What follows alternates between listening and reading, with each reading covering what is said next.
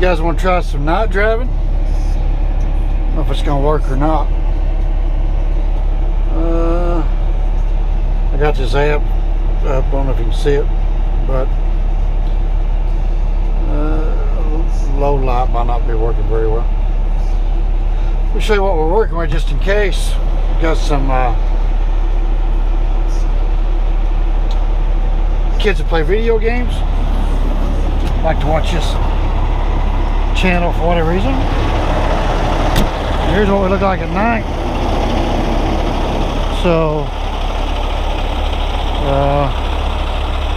get you a little ideal. Right here.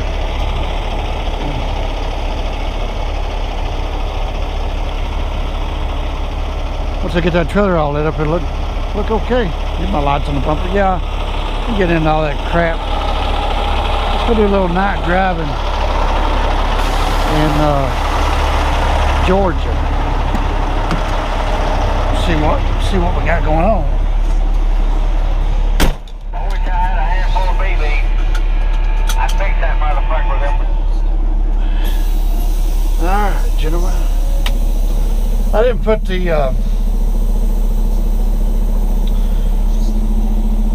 microphone on. I think it usually works better without the mic. That way you can hear it. Motor and stuff. So.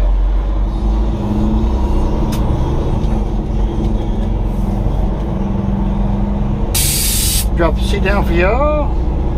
Get rid of that miles per gallon because that'll spark some controversy. Gotta love keyboard warriors, man. So we can get that RPM. I don't like this thing staying on the floor. It'll go all the way down. There it goes. Got it all the way down there.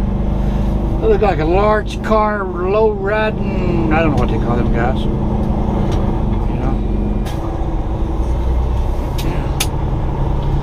Peterbilt drivers that sitting on the floor, they can barely see with the steering wheel. You ride by them, their head's barely above the door panel, you know, looking all cool.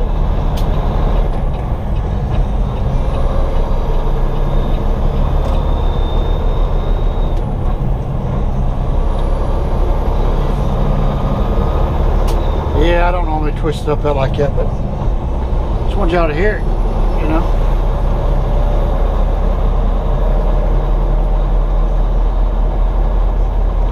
We just scaled out at 66,000, so we don't have too much of a load on.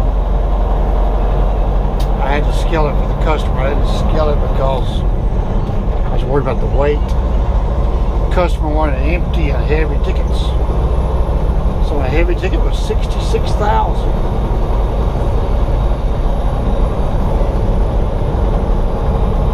We're on our way to Lawrenceville, Georgia. I just want to do a little night driving. You guys probably can't see a bloody thing, but I got the dash lights as bright as they'll go, and you know, yeah. Here, we stopped a while ago in a rest area. Got the camera, so I hit the resume, and cruise control automatically goes back. You can turn the truck off, take a 10-hour break, get up the next morning, whatever you get the cruise set at, it remembers. You just hit resume and off you go. It's kind of weird, isn't it? Modern technology. But anyway, what you guys want to talk about? Anything? We can get into E-log topic. We can discuss carb compliant truck versus a glider. You know what? Let's talk about catalytic converters and carburetors. Man, when I was growing up, We had carbureted cars, drag racing, getting them things jetted just right. All depending on the temperature, what time of day it was, which jet you needed. They start coming out with fuel injection. Like, oh my God, that ain't gonna work. How you gonna tune it? You know, yada yada yada. Well, guess what, man? Nowadays, you got guys building these old hot rods, and you know they wanting to go back. They want to go that EFI tuning, smart tuning thing. So, amazing, isn't it? How we went from carburetors to fuel injection, and they're like, oh, well, if I think at first it started out throttleizing it. They're like, oh man, that's just not gonna work, you know. Well, look at us now.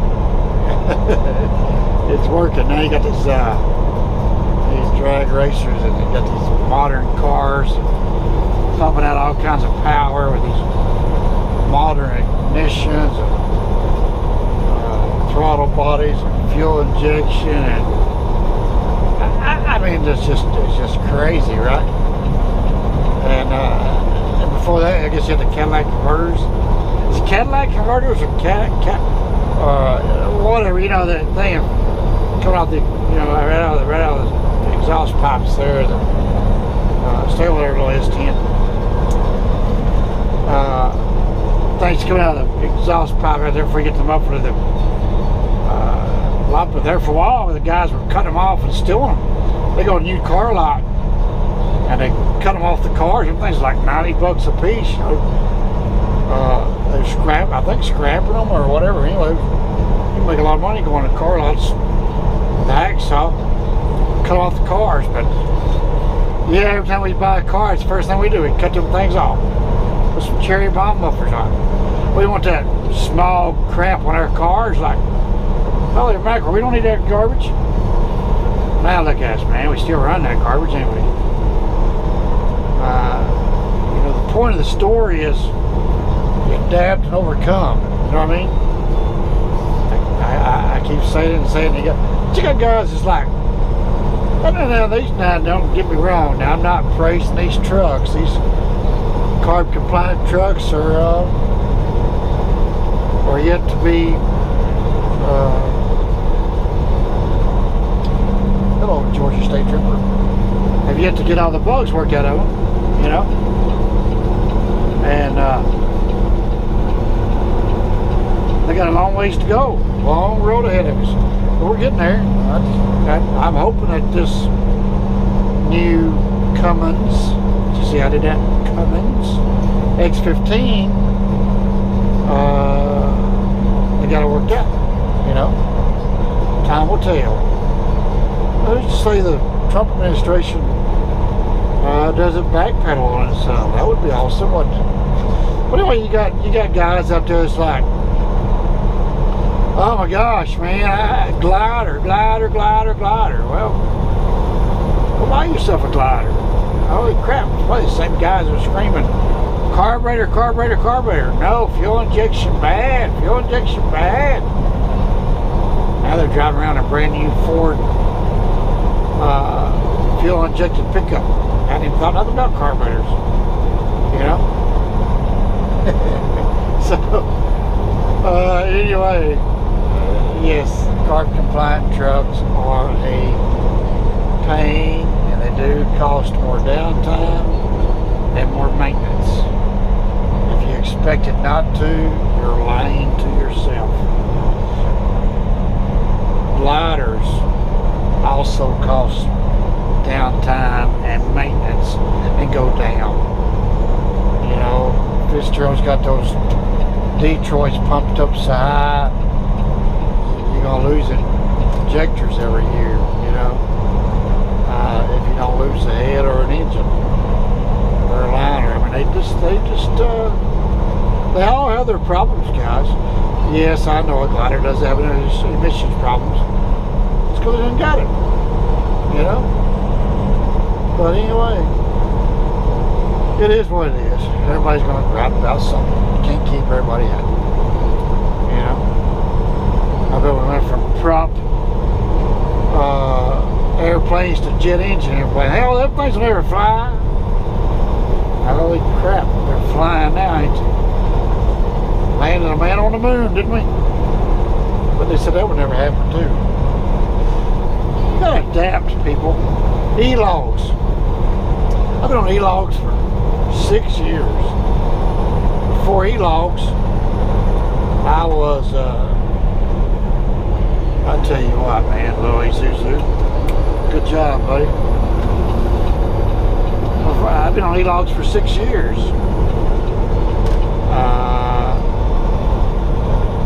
Before E-logs, I ran paper legally for 2 years before that. Now, before that, I was a renegade cowboy, super trucker, 3 logbooks, you know. And then all of a sudden we had to start running legal. The company I used to work for, they used to run our butts in the ground, you know. And then all of a sudden they decided one day we're going to run legal. Okay. I went from 67,000 to 53,000. Boy, was that nice. I really enjoyed that break, you know. E-logs come along. Lost a little bit more money. And that's only because we're still running legal, but you could, well, that's a complicated story with our paid layovers, blah, blah, blah.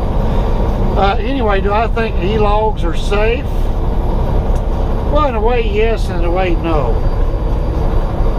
E-logs are safe because it keeps me legal, keeps me from running 20 hours a day.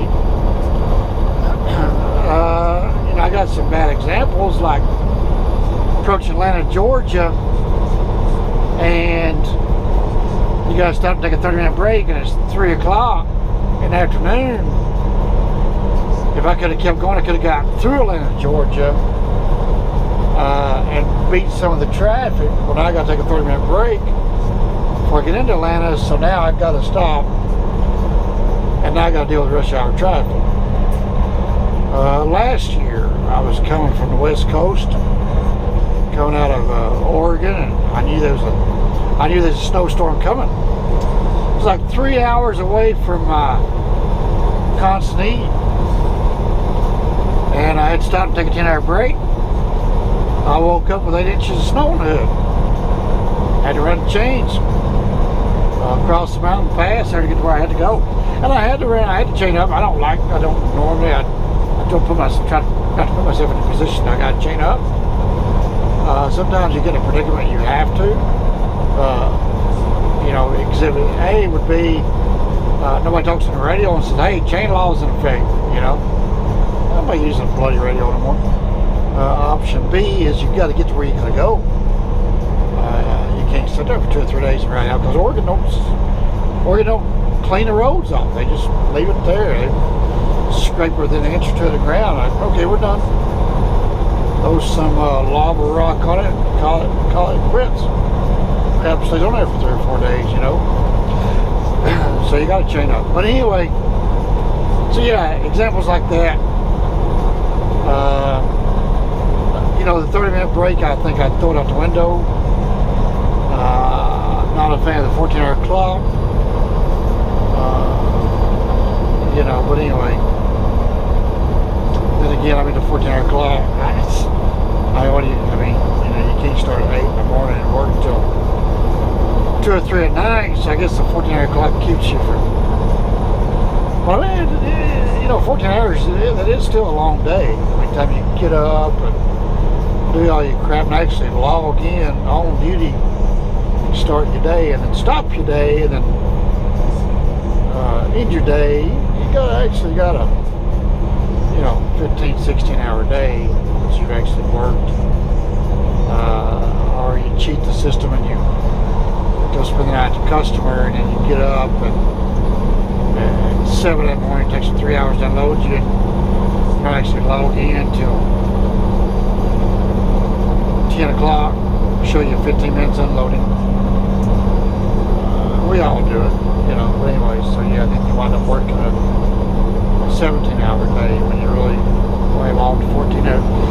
so yeah, e-logs. Everybody's fussing about this e-log mandate. You got these old truckers out here that said, oh my God, I'm going to quit. I can't make any money in e-logs. Well, that means you run illegally, right? Because technically e-logs should actually save you time if you're going to run legal, because you don't have to show 15-minute blocks. If it just takes you 8 minutes to drop a trailer, then that's all you got to show. You know, you can crank that landing gear, pull them airlines, thump them tires, make sure the mud flap's still in there. You can do it in 8 minutes. You ain't got to show a 15-minute block. You pull up a fuel pump and you pump 50 gallons of fuel in 7 minutes. That's all you got to show, baby. 7 minutes, you ain't got to show 15. So, I mean, e-logs actually save you time.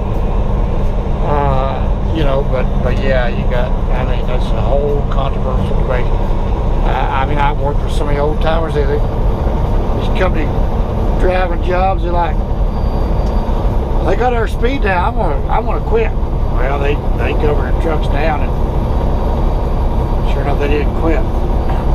Anyway, it's a 16-minute rant. Cut that right there. So y'all probably can't see anything. You probably don't want to hear me rant. Probably won't even post this video, but see ya.